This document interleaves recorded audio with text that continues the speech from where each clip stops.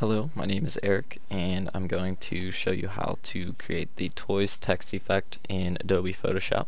So the first thing we want to do is open up Photoshop, and I have it open here, and create a new document. So you go to File, New, and here you have your preset window. You want to change this. For this demonstration we'll use inches, and we'll change that to 3 by 2. And you have your resolution, which 72 is okay for web publishing. So if you were using this on the web, keeping it at 72 would be fine, because that's as much as your monitor can see. But for print, we want 256 pixels per inch. You can keep your color mode at RGB color and 8-bit, and change your background contents to white. Hit OK, and you have your background. It's obviously white. That's what you selected, and for this we will zoom out. So the first thing we want to do is click on our foreground color, and we want to change it to a Pantone color. So you click Color Libraries and type in 116 on your numpad, and it will automatically find it. So the first number you hit, it'll 1, next number 1, and then 6, it'll bring up your Pantone. You can add another number if you want to go down in the list in Pantones, but for this we'll use 116. Hit OK, and you have your foreground color.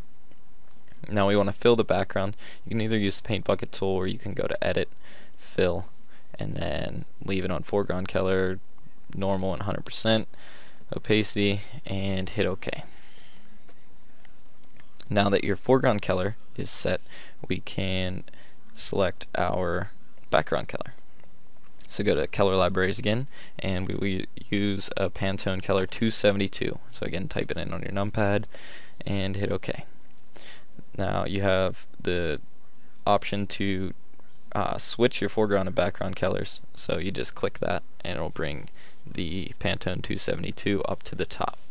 So you want to click on your text tool and click anywhere on your background and type in Toyz, T-O-Y-Z, and highlight over it to change the font. And for this we want to go with Verdana, bold, and at 60 points. So center up your text. Doesn't have to be perfect, just enough. And now that you have your text there, the next thing that you want to do is rasterize that text so that it's not individual letters. You won't be able to edit it. So you want to right click on the layer and hit rasterize type, and now you can no longer select the text. It's part of one layer and uneditable. So we want to add a stroke to the text. So you go to Edit, Stroke, and make the width 8 pixels, the same Pantone for your color, and then change the location to center and hit OK, and it made the actual layer itself bulkier, so it's a wider text now. The next thing that we want to do is select each individual layer or letter. So to do that, you hold down Control and click on this little box down here, and it'll give you the selection around each individual letter. And then create a new layer. To do that, you have this little box down here. It says create a layer. Click it, and now you have a new layer. You want to expand this, so the next thing that you want to do is go to Select, Modify, Expand, and expand it by 33 pixels, which it's already set. So if you're at 10, you want to change that to a 33 and hit OK. So it brings out the expansion around each individual letter and keeps it solid. So we want to revert back to the default, so you hit the letter D on the keyboard, or you can click these two here, and it'll give you your foreground is black and your background is white. So we'll revert those so that white is your foreground, and hold down Alt and hit delete, and that will delete everything that's on that layer in that selection and set it as your foreground color, which is white. So the next thing we want to do is add a stroke around this, and again you'll go to Edit, Stroke, and keep it at 8 pixels and change that to red, which in default it'll be the top right hand corner, so just take your selector and make it as top right as possible. Hit OK, And for this, you want to change your location to the outside. What that does is put all 8 pixels of the stroke on the outside of the actual selection. If you were to make it center, it would be 4 and 4.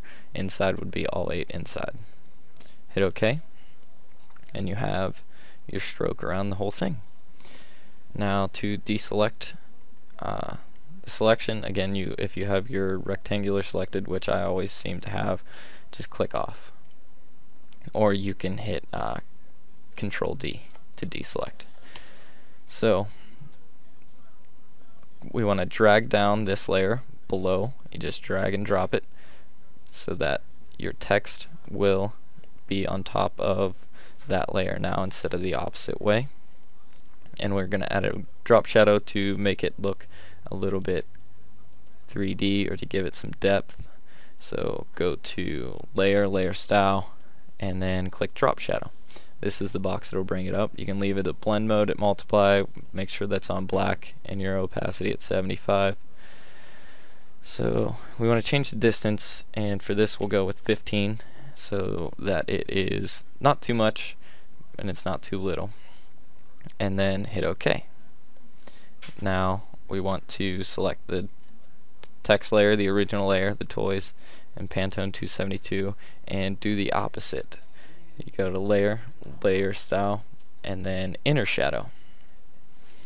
And you can leave it at multiply and 75%, and then change your distance to an 8, which I've done this before and I know it was too much and too little, and 8 seems to fit perfect.